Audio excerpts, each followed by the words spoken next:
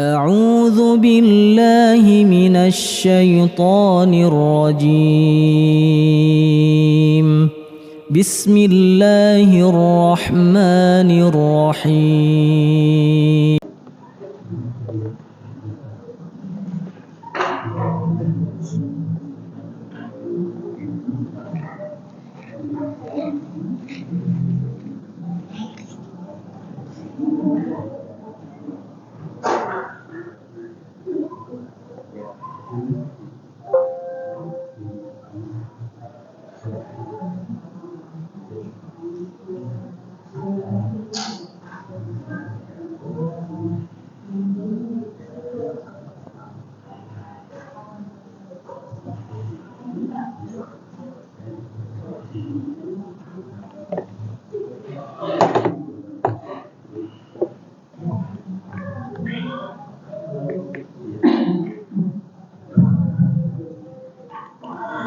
Assalamualaikum warahmatullahi wabarakatuh.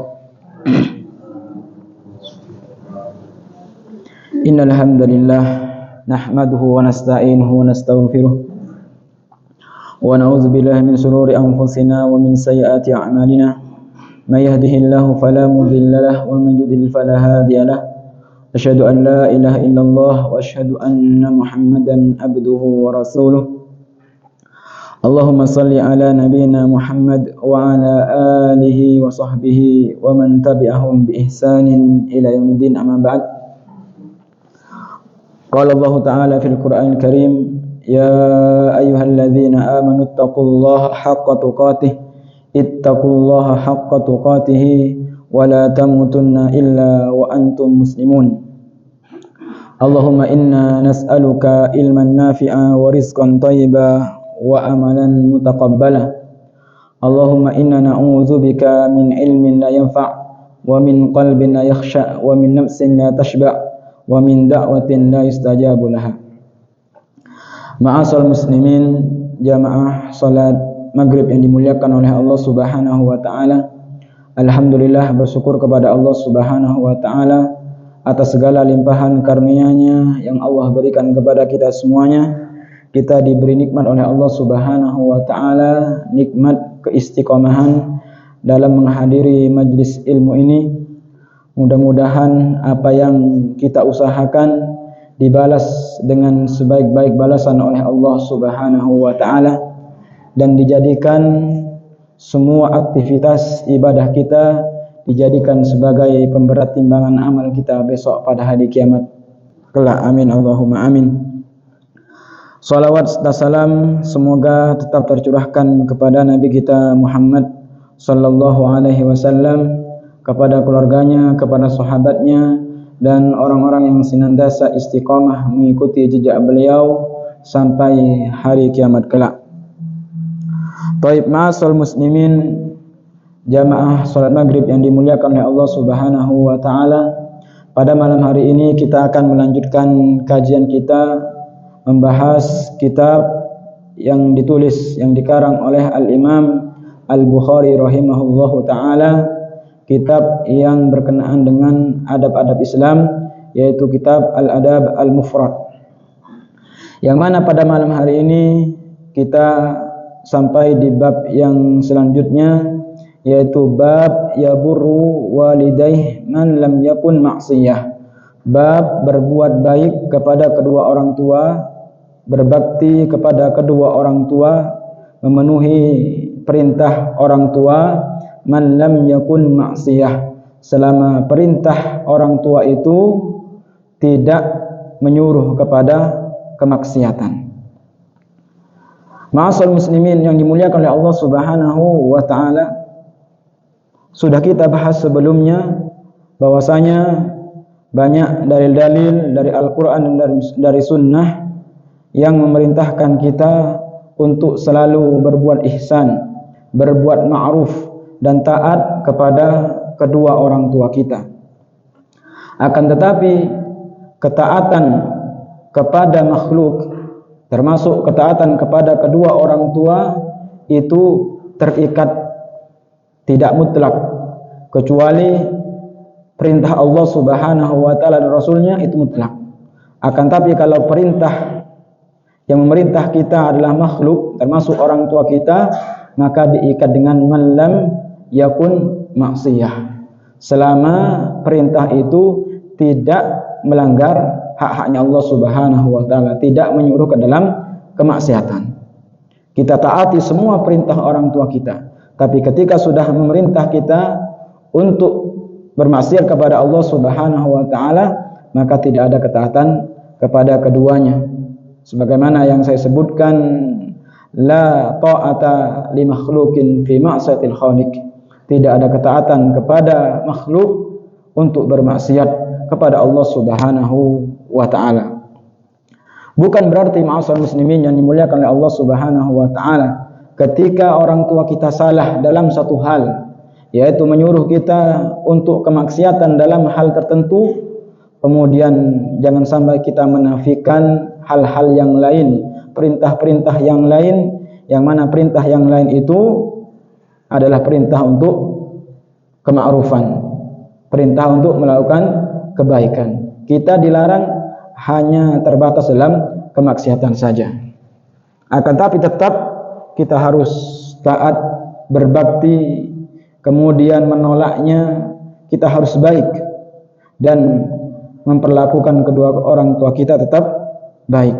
Allah Subhanahu wa taala mengingatkan kita di dalam Al-Qur'an, wa in jahadaka 'ala an tusyrika bima laysa laka bihi ilm fala tuti'huma wa sahibhuma fid dunya ma'rufa. Dan ketika keduanya, yaitu kedua orang tua, menyuruh kamu ala an tusyrika bima laysa laka bihi ilm, untuk berbuat syirik, menyekutukan Allah Subhanahu wa taala yang kamu tidak memiliki ilmu di dalamnya, fala tuti'huma, maka janganlah kalian mentaati keduanya. Akan tapi tetap wasahibhuma fid dunya ma'rufa, dan perlakukanlah keduanya, pergaulilah keduanya fid dunya, di dunia ini, ma'rufa, dengan cara yang ma'ruf, yang baik. Taib. Ma'asyiral muslimin, jamaah yang dimuliakan oleh Allah Subhanahu wa taala. Kemudian setelah itu Al-Imam Bukhari membawakan hadis dari sahabat Abu Darda radhiyallahu anhu. An Abi Darda qala, dari sahabat Abu Darda mengatakan, awsani Rasulullah sallallahu alaihi wasallam bitis. Rasulullah sallallahu alaihi wasallam memberikan aku wasiat bitis, dengan 9 perkara. Yang pertama, la tusyrik billahi syai'a, janganlah kalian berbuat syirik kepada Allah Subhanahu wa taala dengan sesuatu apapun. Wa in kuti'ta aw hurrikta, walaupun kalian dibunuh, dipotong-potong jasadnya, au hurrikta, atau kalian dibakar. Wala tatrukanna salatal maktubah muta'ammidan, dan janganlah kalian meninggalkan salat al-maktubah, salat fardu, muta'ammidan, dengan sengaja. Faman tarakaha muta'ammidan faqad bari'at minhu dhimmah, barang siapa yang meninggalkan salat fardu dengan sengaja, faqad bari'at minhu dhimmah, maka terlepas darinya zimmah, jaminan keamanan dari Allah Subhanahu wa taala. Wala tashrabannal khamr, dan janganlah kalian minum khamr, fa innaha miftahu kulli syarr, karena minum khamr itu adalah kunci dari semua keburukan. Wati walidaik, dan taatlah kalian kepada kedua orang tuamu. Wa in amaraka an takhruj min dunyak, walau wa in amaraka, jika orang tuamu menyuruhmu untuk keluar dari dunia, fakhruj lahuma, maka keluarlah kalian untuk keduanya. Wala tunazi'anna walatal amr, dan janganlah kalian berpaling, jangan kalian tidak taat kepada waliul amr, pemerintah. Wa in ra'aita annaka antal haq, meskipun kalian dalam keadaan yang hak. Wala tafirra minaz zahf, dan janganlah kalian lari dari medan peperangan.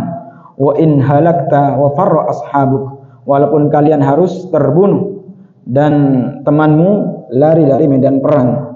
Wa anfik min taulika ala ahlik, dan infakkanlah dari kelapangan rizkimu ala ahlik kepada keluargamu, wala tarfa' asakan ahlik, dan janganlah kalian mengangkat tongkat kepada keluargamu untuk memukul keluargamu, wa akhifhum fillahi azza wajal, dan buatlah keluargamu itu takut kepada Allah Subhanahu wa taala. Hadis ini hadis sahih, kata Al-Imam Albani rahimahullahu taala.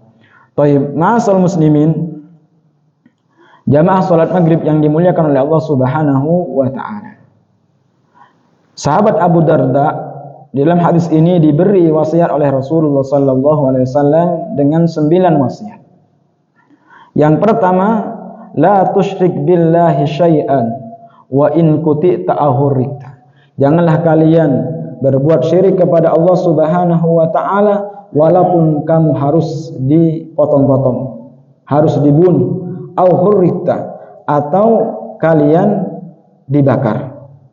Karena kesyirikan ini adalah dosa yang paling besar dari dosa-dosa yang besar. Sehingga larangan untuk berbuat syirik ini dilarang dengan pelarangan yang sempurna.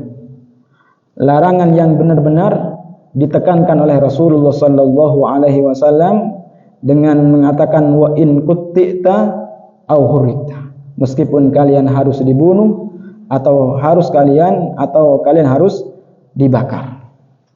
Kita tetap mempertahankan akidah kita, mempertahankan tauhid kita. Dan ini mengandung dua makna. Nasihat Nabi kepada sahabat Abu Darda ini adalah nasihat yang paling sempurna, yaitu keadaan yang pertama. Jadi kita berani untuk tetap memegang tauhid meskipun harus dibunuh. Ini keadaan yang paling afdol. Dia tidak takut terhadap ancaman. Dia tidak takut ancaman ketika mau dibunuh. Dia tegak di atas tauhid. Ini keadaan yang paling afdol. Kalau dia mampu bertahan, atau memang dia pasrah harus meninggal dunia ketika disiksa, dia tetap gak mau syirik kepada Allah Subhanahu wa taala. Kemudian keadaan yang kedua, yaitu keadaan ketika dia terpaksa, ketika dia tidak tahan dengan siksaan yang ditimpakan kepadanya, ketika dia dipaksa untuk mengucapkan kalimat kufur dan dia tidak mampu, dia tidak tahan terhadap siksaan itu, dan orang ini mukrah, dipaksa, maka kata Rasulullah SAW, tidak mengapa untuk mengucapkan kalimat kufur dengan syarat di dalam hatinya tetap berkeyakinan, mutmainnum bil iman. Dan ini terjadi kepada sahabat Ammar ibn Yasir. Sahabat Ammar bin Yasir, beliau memiliki orang tua, yaitu Yasir dan Sumayyah. Keduanya adalah sahabat Nabi Muhammad SAW, adalah orang yang awal-awal pertama kali masuk Islam. Keduanya disiksa oleh orang kafir Quraisy di hadapan anaknya, yaitu di hadapan Ammar, sehingga keduanya meninggal dunia. Ibunya yang bernama Sumayyah ini adalah wanita pertama kali yang mati syahid di dalam Islam. Kemudian sahabat Ammar juga disiksa oleh orang kafir Quraisy, disiksa. Kemudian sahabat Ammar ini tidak tahan. Ketika disuruh untuk mengucapkan kalimat kufur, sahabat Ammar ini mengucapkan kalimat kufur. Kemudian sahabat Ammar ini datang kepada Rasulullah sallallahu alaihi wasallam dan menceritakan tentang keadaannya itu. Maka kata Rasulullah sallallahu alaihi wasallam, bagaimana dengan hatimu? Kemudian Ammar menjawab, tetap dalam keadaan iman. Maka Rasulullah SAW bersabda, jika mereka memaksamu lagi, maka ulangi ucapan itu. Tidak masalah, kata Rasulullah sallallahu alaihi wasallam. Maka turunlah ayat mengenai sahabat Ammar ini firman Allah Subhanahu wa taala, illa man ukriha wa qalbuhu mutmainnun bil iman, kecuali orang-orang yang dipaksa wa qalbuhu mutmainnun bil iman, akan tapi hatinya tetap tenang dalam beriman kepada Allah Subhanahu wa taala. Ini keadaan yang kedua. Kalau kita mampu di dalam keadaan yang pertama, kita lakukan yang pertama. Tentunya ini harus memiliki keimanan yang kuat. Dia rela dibunuh, dia rela dibakar, kalau dia itu tetap dalam keadaan beriman. Kalau keadaan kedua, karena dia tidak tahan, maka tidak masalah untuk mengucapkan kalimat kufur. Dan ini tidak mengeluarkan dari Islam, karena dia mukrah. Illa man ukriha wa qalbuhu mutmainnun bil iman. Baik, kemudian wasiat yang kedua dari Rasulullah sallallahu alaihi wasallam kepada sahabat Abu Darda radhiyallahu anhu, wala tatrukanna as-salatal maktubah muta'ammidan, dan janganlah kalian meninggalkan salat maktubah muta'ammidan dengan sengaja. Faman tarakaha muta'ammidan, barang siapa yang meninggalkan salat fardu muta'ammidan dengan sengaja, faqad bari'at minhu zimmah, maka terlepas darinya jaminan keamanan dari Allah Subhanahu wa taala. Karena orang yang melaksanakan perintah Allah Subhanahu wa taala, orang yang melaksanakan salat, yaitu mendapatkan jaminan keamanan dari Allah Subhanahu wa taala di dunia dan di akhirat. Sebagaimana sabda Rasulullah sallallahu alaihi wasallam, man shalla subha fahuwa fi dhimmatillah, barang siapa yang salat subuh, maka orang itu berada di dalam jaminan keamanan dari Allah Subhanahu wa taala. Adapun orang yang tidak mau salat fardu, maka terlepas darinya keamanan dari Allah Subhanahu wa ta'ala. Dia terlepas dari penjagaan Allah Subhanahu wa ta'ala. Baik penjagaan Allah Subhanahu wa ta'ala, jaminan Allah Subhanahu wa ta'ala di dunia maupun di akhirat. Karena hukuman orang yang meninggalkan sholat dengan sengaja di dalam pemerintahan Islam, maka orang itu diminta untuk bertaubat. Kalau dia tidak mau bertaubat, maka ditakzir, diberi hukuman. Bahkan hukumannya sampai kepada tingkat hukuman mati. Dia tidak ada jaminan dari Allah Subhanahu wa taala di dunia dan di akhirat.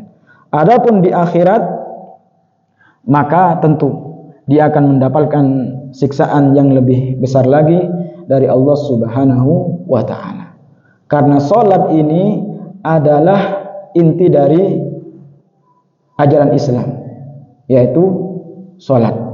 Makanya ulama berbeda pendapat tentang orang yang meninggalkan salat dengan sengaja.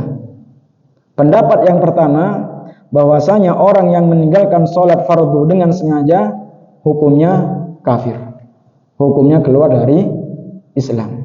Berdasarkan zahir hadis Nabi Muhammad sallallahu alaihi wasallam, inna bainar rajul wa bainas syirk wal kufr tarkus shalah. Sesungguhnya antara seseorang dan antara kesyirikan dan kekufuran tarkus shalah, yaitu meninggalkan salat. Di hadis yang lain Rasulullah sallallahu alaihi wasallam bersabda, al-ahdul ladzi bainana wa bainahum as-shalah faman tarakaha faqad kafar. Perjanjian antara kami wa bainahum, dan antara mereka orang-orang kafir, as-shalah, yaitu salat. Faman tarakaha faqad kafar. Barang siapa yang meninggalkan salat dengan sengaja, maka dia telah kafir. Dan ini pendapat sebagian ulama. Kemudian pendapat yang lain, dia tidak kafir selama dia tidak berkeyakinan, dia tidak kafir selama dia masih berkeyakinan bahwasanya salat itu wajib. Hanya saja dia meninggalkan salat itu karena malas. Tapi kalau dia sampai berkeyakinan bahwa sholat itu tidak wajib, maka dia telah kafir. Dan kedua pendapat ini tidak ada kebaikannya. Mau pendapat pertama ya pendapat kedua, orang yang meninggalkan sholat itu berada dalam ancaman yang besar dari Allah Subhanahu wa ta'ala. Terlebih dia meyakini bahwasanya sholat itu tidak wajib. Wa a'udzubillah. Baik, ma'asal muslimin yang dimuliakan oleh Allah Subhanahu wa ta'ala. Kemudian nasihat yang berikutnya yaitu nasihat yang berapa? Yang ketiga. Wala tashrabannal khamra fa innaha miftahu kulli syarr. Dan janganlah kalian meminum khamr, fa innaha miftahu kulli syarr. Karena khamr itu miftahu kulli syarr, kunci dari semua keburukan. Di dalam khamr itu tersimpan banyak mafsadat, banyak kerusakan dan keburukan. Khamr itu disebutkan oleh Rasulullah SAW miftahu kulli syarr, kunci dari semua keburukan. Kemudian di riwayat yang lain ummul khaba'ith, pokok dari kekejian. Ketika khamr itu diminum, maka efeknya akan menutupi akal sehat kita, bahkan akan menghilangkan akal sehat kita. Maka ketika akal kita sudah hilang, akal sehat kita sudah hilang, maka yang terbuka adalah pintu-pintu keburukan. Pintu zina akan terbuka, pintu marah akan terbuka, pintu untuk membunuh akan terbuka. Kita perhatikan banyak orang yang tawuran, ternyata ketika kita selidiki anaknya minum khamr. Bahkan ketika mereka ingin nonton bola, minum khamr dulu. Pergi ke kafe santai, minum khamr. Wa a'udzubillah. Dan ini yang terjadi kepada pemuda-pemudi kita, khususnya pemuda-pemudi kita pada hari ini. Tidak laki-lakinya dan tidak pula perempuannya. Semua banyak yang minum khamr. Kemarin di tempat saya, karena tempat saya itu dikelilingi anak kos-kosan, agak sering. Jadi ada datang Grab yang diangkut perempuan mabuk. Perempuan yang mabuk. Pagi sadar, ternyata ke rumahnya orang-orang ketok pintu dan sebagainya. Karena akalnya tidak berfungsi. Ma'asal muslimin yang dimuliakan oleh Allah Subhanahu wa ta'ala. Allah Subhanahu wa ta'ala menyebutkan khamr ini dalam Al-Qur'an, bahwasanya khamr ini adalah rijzun, kotor, min amali syaitan, di antara perbuatan syaitan. Allah Subhanahu wa ta'ala berfirman, ya ayyuhalladzina amanu, wahai orang-orang yang beriman, innamal khamr wal maisir, sesungguhnya khamr itu, wal maisir dan perjudian, wal ansab dan berkorban untuk berhala, wal azlam dan mengundi nasib dengan panah. Rijzun yaitu sebuah keburukan, sesuatu yang menjijikkan, yang kotor, min amali syaitan, di antara perbuatan dari syaitan. Fajtanibuh, maka tinggalkanlah, la'allakum tuflihun, agar kalian menjadi orang yang beruntung. Kemudian Rasulullah SAW juga bersabda, la'anahullahu al-khamra wa syaribaha wa saqiyaha wa ba'i'aha wa mubtada'aha wa asiraha wa mu'tasiraha wa hamilaha wa mahmulatan ilaih. Allah Subhanahu wa ta'ala melaknat khamr, orang yang meminumnya, orang yang menuangkannya, penjualnya, pembelinya, orang yang memerasnya, orang yang mengambil hasil perasannya, orang yang mengantarkannya, dan orang yang minta untuk diantarkan. semua yang berkaitan dengan khamr ini dilaknat oleh Allah Subhanahu wa taala. Kemudian di hadis yang lain Rasulullah SAW bersabda, la yadkhulul jannah mudminul khamr. Tidak akan masuk ke dalam surga orang yang pecandu khamr.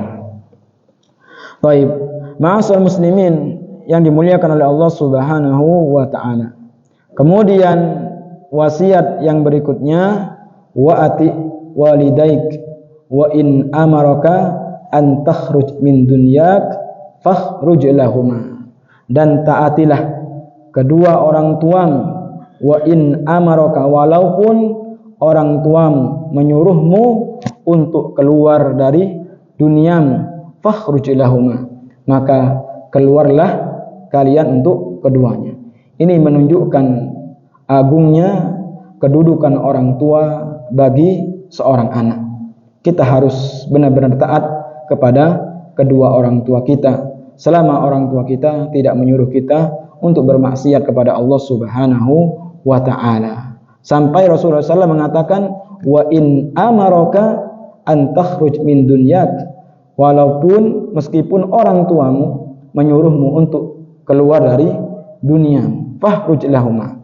Yang dimaksud an takhruj min dunyak, keluar dari duniamu, artinya ketika orang tua kita menyuruh kita untuk keluar dari duniamu, yaitu meninggalkan apa yang kamu miliki. Kita memiliki harta, memiliki dunia, pekerjaan dan sebagainya yang membuat nyaman kita. Kemudian orang tua kita menyuruh kita untuk meninggalkannya, maka tinggalkanlah. Kemudian di hadis yang lain, wa in amaraka an takhruj min ahlik, walaupun orang tuamu menyuruhmu untuk keluar dari keluargamu. Artinya orang tua menyuruh anaknya untuk mencerai istrinya, maka ceraikanlah dengan syarat. Ketika orang tua menyuruh itu ternyata memang keluarganya, istrinya secara syariat memang harus dicerai karena bukan orang yang solehah, dia tidak taat, dia membangkang, ya. Kemudian dia tidak taat kepada suaminya, maka ketika orang tua kita menyuruh untuk menceraikan istrinya, maka taatilah. Tapi kalau istrinya merupakan wanita solehah, wanita baik-baik, kemudian orang tua kita menyuruh anaknya menceraikan istrinya, maka tidak ada ketaatan di dalamnya, karena tidak memenuhi syarat dalam syariat Islam.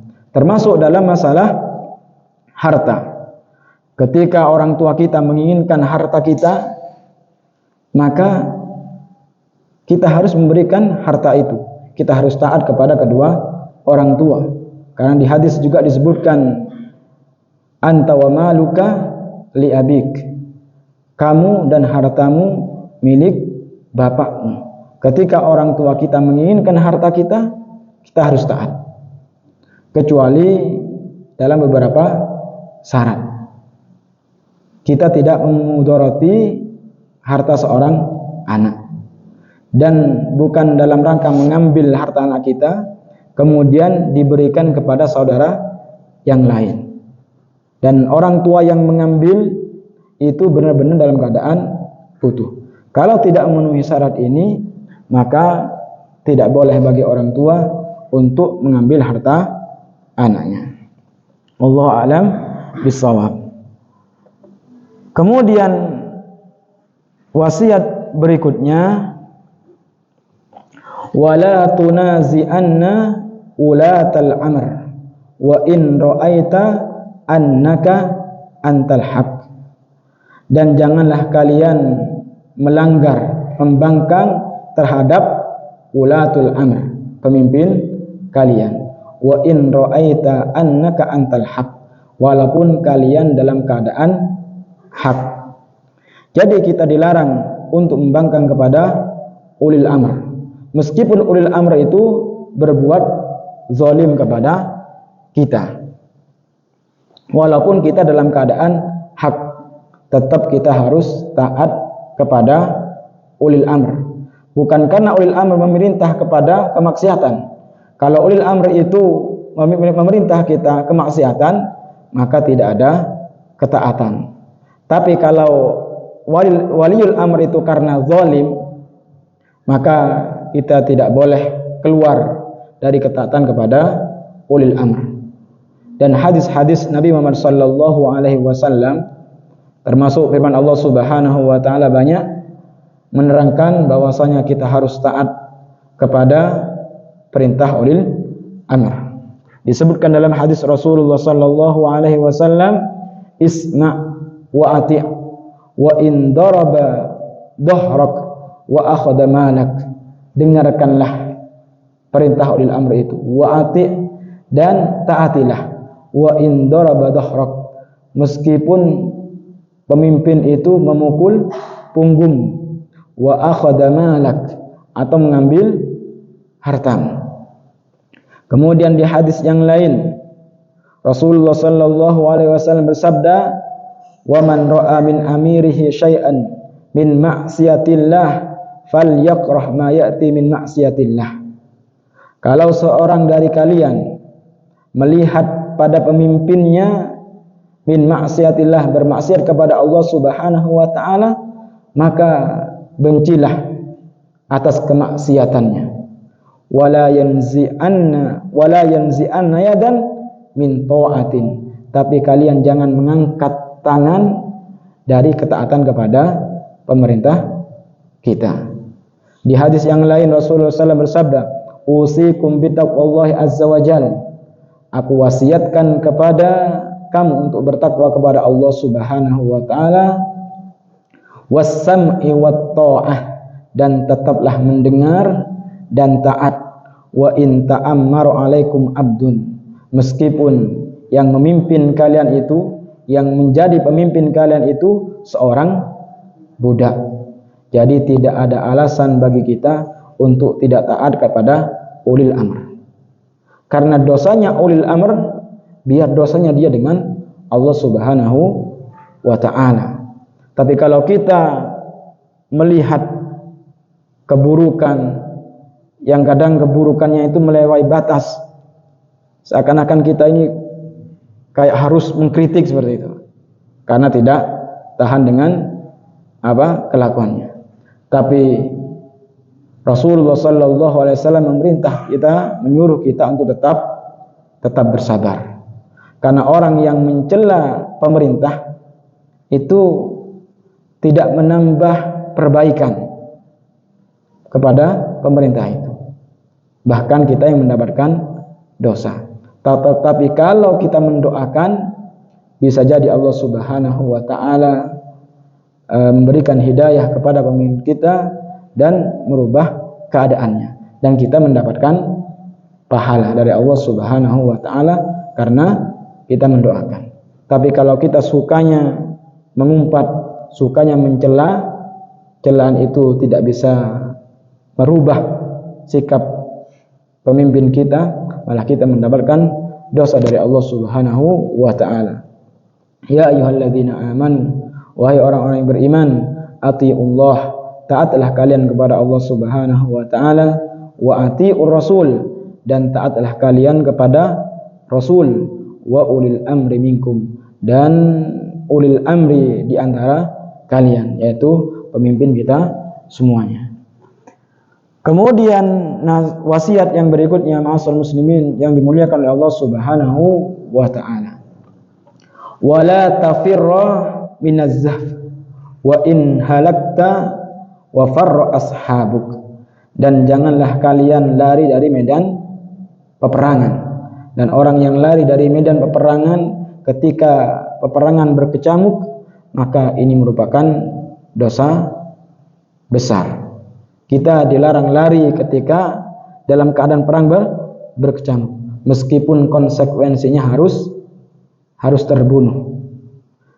Kita tidak boleh lari karena takut.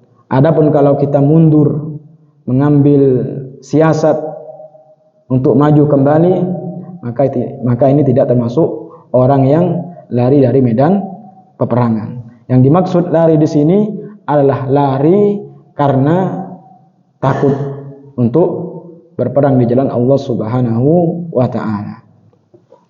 Taib, kemudian wasiat yang berikutnya, wa anfik min taulika ala ahlik, dan infakkanlah min taulika dari keluasan hartamu ala ahlik kepada keluargamu.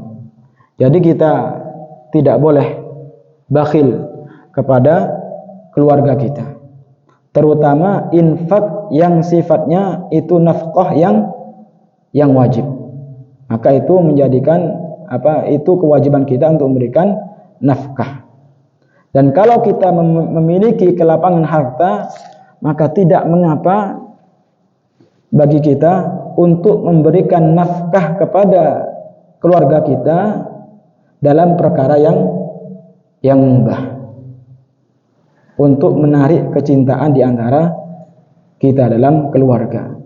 Kita belikan anak kita mainan, kita belikan istri kita hadiah, kita ajak makan di luar. Ini tidak mengapa, karena untuk memperikat kecintaan antara suami, istri dan anak-anak. Jadi wa anfik min taulika ala ahlik. Baik, kemudian wasiat yang berikutnya, wala tarfa asaka an ahlik wa akhifhum fillahi azza wa jal. Wala tarfa asaka an ahlik, dan jangan kamu mengangkat tongkatmu untuk menyiksa keluargamu.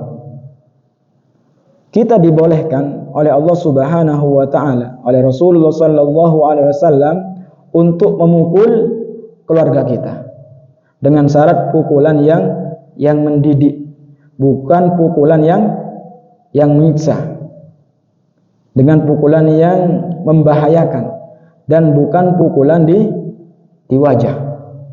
Kalau pukulan di wajah ini dilarang oleh Allah Subhanahu wa taala.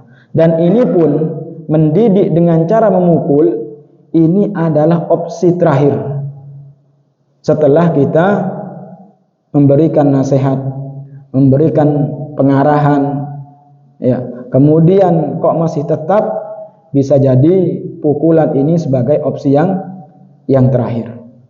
Selama nasihat, bimbingan itu diterima, maka kita tidak perlu memukul.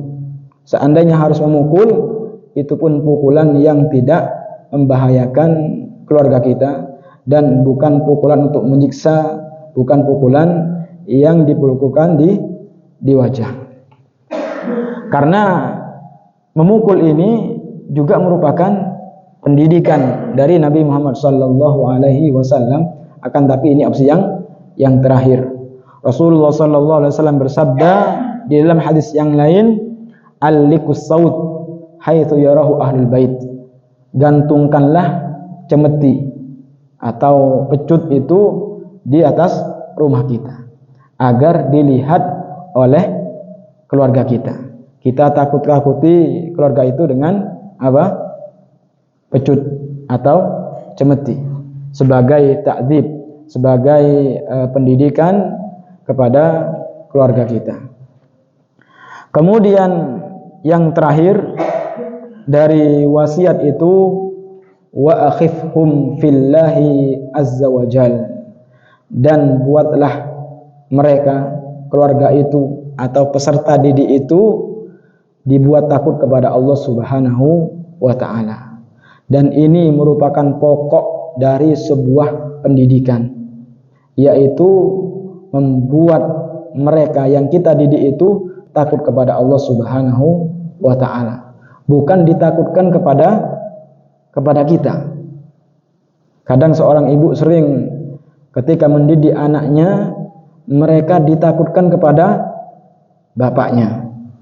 Awas kalau nakal, tak bilangin bapaknya. atau ditakutkan sama nilai. Pendidik mengancam, nanti kamu tak kasih nilai yang jelek, atau ditakutkan dengan perkara-perkara yang lain. Tapi pendidikan yang baik, buatlah peserta didik kita, keluarga kita takut kepada Allah Subhanahu wa ta'ala. Wa arifhum fillahi azza wa jalla, dan buatlah mereka takut kepada Allah Subhanahu wa ta'ala.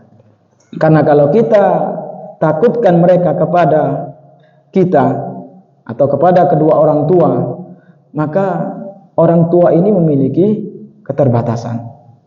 Ketika orang tua sudah tidak mengawasi, atau orang tua sudah mulai lemah dan anak kita sudah berpisah dari kita, maka yang ditakuti itu sudah tidak ada, sehingga anak itu melanggar kembali.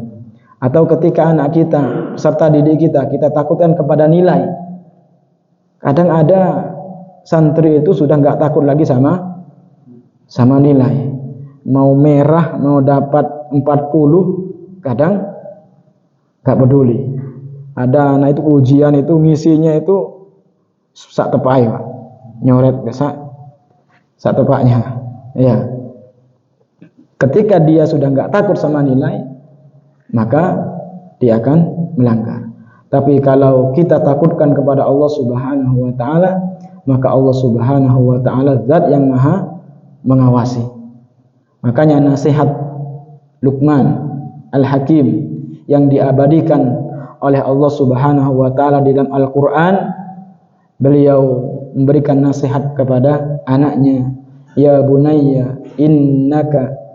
bunayya innaha intakum mithqala habatin min khardalin fatakum fi sakhrah aw fis samawati aw fil ard ya'ti bihallah. Ditakutkan kepada Allah Subhanahu wa ta'ala, innallaha latifun khabir. Baik. Ma'asal muslimin, jamaah salat maghrib yang dimuliakan oleh Allah Subhanahu wa ta'ala. Kemudian bab berikutnya yang dibawakan oleh Al-Imam Al-Bukhari rahimahullah ta'ala, bab man adraka walidayhi falam yadkhul jannah. Bab barang siapa yang mendapati kedua orang tuanya falam yadkhul jannah, akan tapi dengan kesempatan itu seorang anak itu tidak masuk ke dalam surganya Allah Subhanahu wa ta'ala.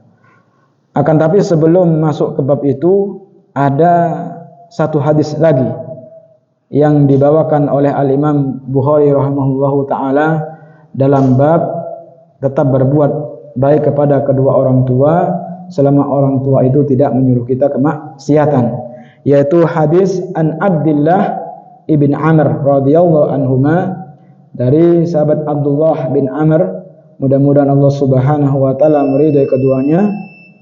Qala, berkata, jaa rajulun ila Nabi sallallahu alaihi wasallam yuridul jihad.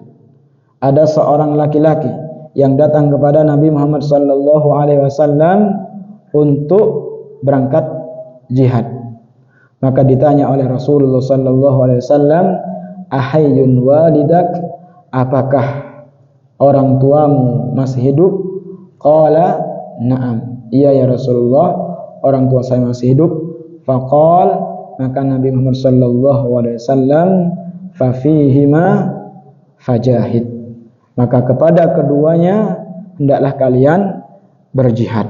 Artinya dalam hadis ini, seorang anak yang dia itu letih dalam berbakti kepada kedua orang tua, letih dalam berbuat ihsan kepada orang tua, maka pahalanya sama dengan orang yang jihad di jalan Allah Subhanahu wa ta'ala.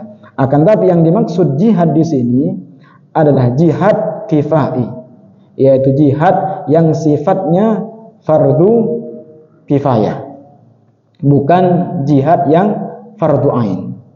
Jadi urutannya, kalau ada jihad fardu kifayah, maka anak itu tetap ketika mau berangkat jihad harus izin dulu kepada kedua orang tuanya. Kalau orang tuanya mengizinkan, maka berangkat. Tapi kalau orang tuanya tidak mengizinkan, maka dia tidak boleh berangkat. Karena sifatnya jihad fardu kifayah. Artinya kalau ada orang yang sudah melaksanakan jihad ini, maka yang lain menjadi gugur kewajibannya. Tapi kalau jihad fardu ain, maka seorang anak untuk berangkat jihad tidak perlu izin kepada kedua orang tuanya.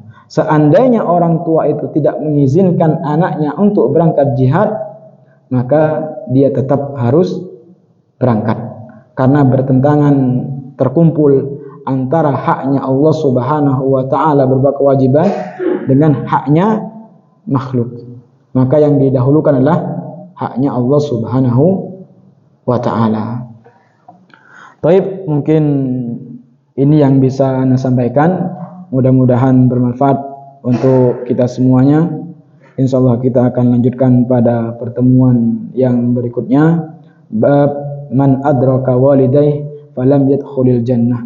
Bab orang yang mendapati kedua orang tuanya ternyata dengan kesempatan yang besar itu seorang anak tidak masuk ke dalam surganya Allah Subhanahu wa taala. Wa sallallahu ala nabiyyina Muhammadin wa ala alihi wa sahbihi wasallam. Mari kita tutup dengan doa kafaratul majlis. Subhanakallahumma wa bihamdika asyhadu an la ilaha illa anta astaghfiruka wa atubu ilaik. Assalamualaikum warahmatullahi wabarakatuh.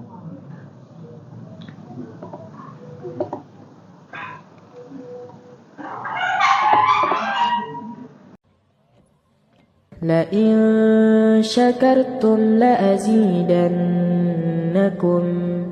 ولئن كفرتم إن عذابي لشديد